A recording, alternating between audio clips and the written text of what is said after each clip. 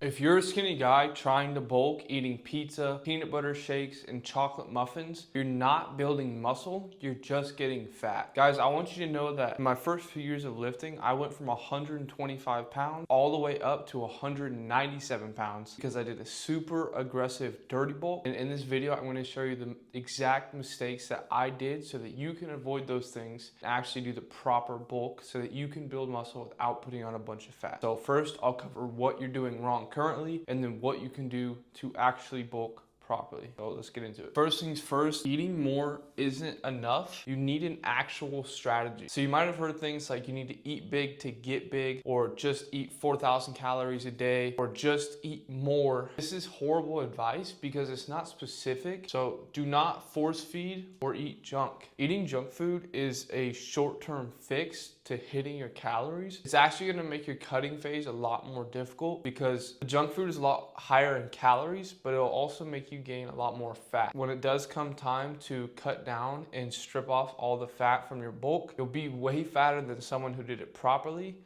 And that's because you ate too much junk food. There's no structure for your meals. Again, this is kind of like wishy-washy, up in the air. I just need to hit this amount of calories during the day and then I'll be done. That doesn't have any structure. You don't know how many meals in the day you should eat. You don't know what your protein target is. And you're not tracking any of the food you're eating either, so you don't even know what your daily caloric intake is. It's a horrible way to do it. You'll gain way too much fast, and you'll develop what is called the seafood diet, meaning if you see it, you eat it. There's no restrictions, there's no guidelines, and it's a disaster. You cannot wing nutrition. You need to eat enough to grow, but not so much that you get fat. There's only a small amount of calories above maintenance level that your body can actually utilize towards muscle growth. A lot of guys, and myself included when I first started, have this mentality of if I eat more and just eat as much as possible, I'll build way more muscle than a small surplus. This could not be further from the truth, because if you think about it, our body's biologically designed to run off of low calories back when we were hunters and gatherers. And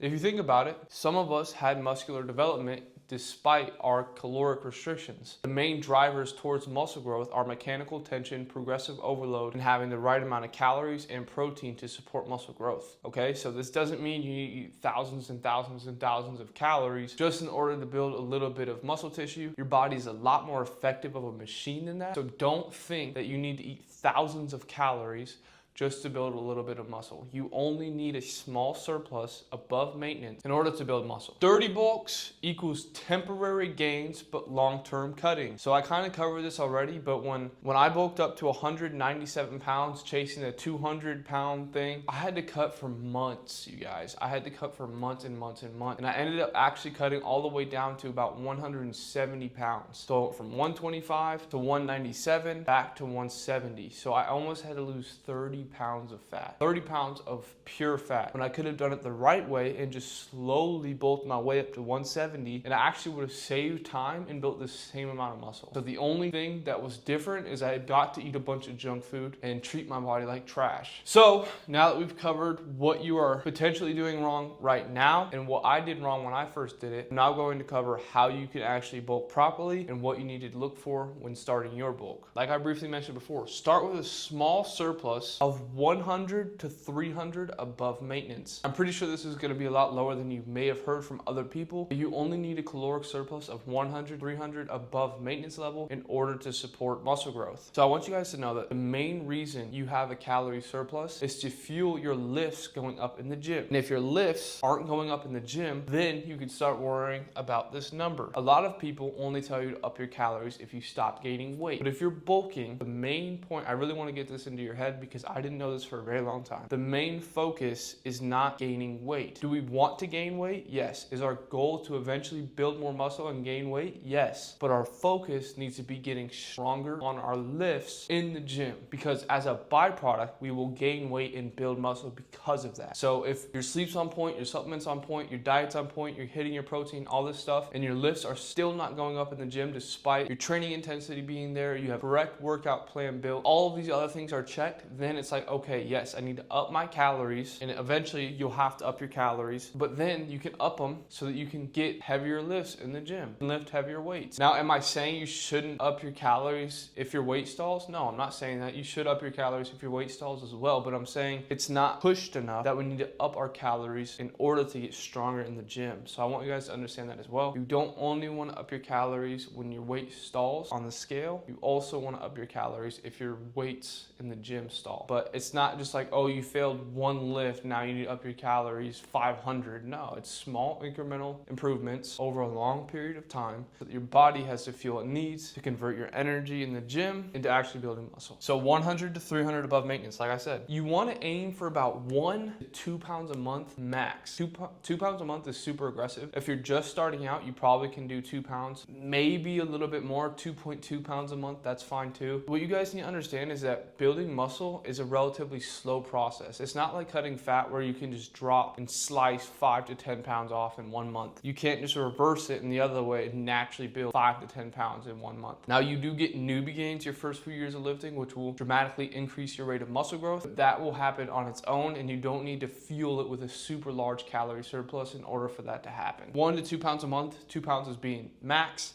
I know it doesn't sound like a lot. You will build 40 to 50 pounds of muscle, and in that first 3 years is when you get the newbie gains anyways. So across your first 2 to 3 years, you're likely to build 40 to 50 pounds of muscle, and then muscle building after that will stall and slow down quite a bit, unless of course you start taking steroids. You want to track your body weight weekly average. I currently, and I've always weighed myself every single day. You don't need to do it that much, but you do want to have a generalized idea of how much you're weighing week to week. That way you can track how much weight you're gaining, and if it's going up too quickly, you want to drop your calories or reassess what your maintenance calories are to see if your math was off or just wrong a little bit, and you can adjust that as well. All right, let's cover the macros. So for protein, you only need 0.8 grams of protein per pound of body weight. So just take your current body weight, times it by 0.8, and then that will be the amount of protein you eat every single day to support muscle growth. Don't need more than that. You can eat more if you want, but do not eat less than that, okay? That's the minimum standard, 0.8 grams of protein. Like I said, if you want to eat more, you're more than welcome to. Just don't feel like you need to in order to build muscle, because it's not factually true. Then you want to put 25 to 35% of your calories towards your fats. This will be your things like peanut butters, avocados, olive oil, fatty fishes, things like that. Don't neglect fats. They're a really easy way to make your diet a lot more enjoyable. I personally like to be on the higher end of fats. That way I have more flexibility with my dieting. Then you just fuel the rest with your carbs. Carbs are not the enemy. Carbs will fuel your workouts and give you that power in the gym. If you eat a lot of carbs during the day and then you go to the gym, you'll feel the difference versus having a low carb day. So keep that in mind. An easy meal structure to follow is 3 meals and a shake. And if you're someone with a really small appetite, which some of you likely are to be, because as skinny guys, we have smaller appetites, I would suggest 3 meals, a shake, and then 1 to 2 high calorie snacks. That could be anything like a peanut butter and jelly sandwich. You can do 2 packets of instant Quaker oats with some fruit and honey. I mean, there's a bunch of different things that you can eat for high calorie meals, high calorie snacks. It's not really that complicated, but I'll cover the food a little bit more here in a second. So that's the meal structure. I've always done 3 meals and a shake. That way I'm hitting my protein servings within at least 3 meals, which is super optimal for muscle growth. If you really want to optimize your protein synthesis as much as humanly possible, break it up into 4 meals, but you don't need to do any more than that. The returns after breaking it up into 4 meals are very minimal, if at all noticeable. So peanut butter, oats, like I said, for your snacks. And then you want to track your macros and calories in MyFitnessPal. You can also use apps like MacroFactor. Just track your calories. I don't really care how you do it. Just make sure you're tracking your calories. The macros and calories will be this number here. Calorie surplus of 100 to 300 above maintenance. Weekly weight average. Like I said, you just want to keep an idea on how much you weigh and how much you weighed when you started versus the end of your bulk. That's good too. Progress pictures 1 to 3 times a week. That's pretty self-explanatory. Just take a mirror picture in the morning or at the gym. It doesn't matter. Just so you can see how you look week to week. And then some actual foods. Just a quick rundown on some foods that you can eat in order to bulk and have fun with your food. Fairlife milk. This is a super easy source of protein. It's super enjoyable. Tastes good. Built protein bars. So my wife got us these Built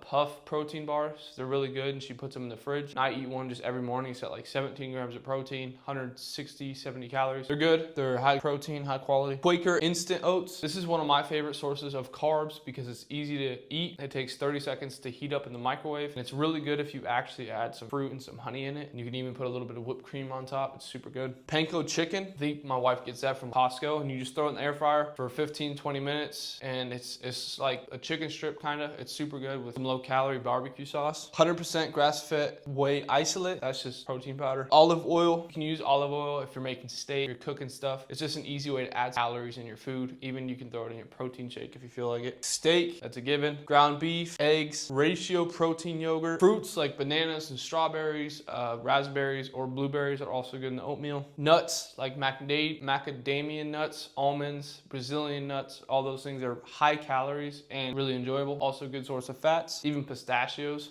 peanut butter, and rice. And that covers just about all of it. There are some more fancy things that you can do. You can make things like protein yogurt to eat that every single night. I'm gonna look into that. I've really been wondering about protein yogurt and protein ice cream. That covers everything, guys. If you want any more specific videos from me, let me know and drop it in the comments and I will make that video. But that covers everything for today's video. Guys, if you want my help, my personalized coaching, comment the word Jack and I will respond to you on YouTube, and I will take you over to my Instagram at Skinny2Herculean, and I will DM you to see if you're a good fit for the program. Until then, just subscribe and turn your notification bells on, and I will keep posting content for you guys. Peace.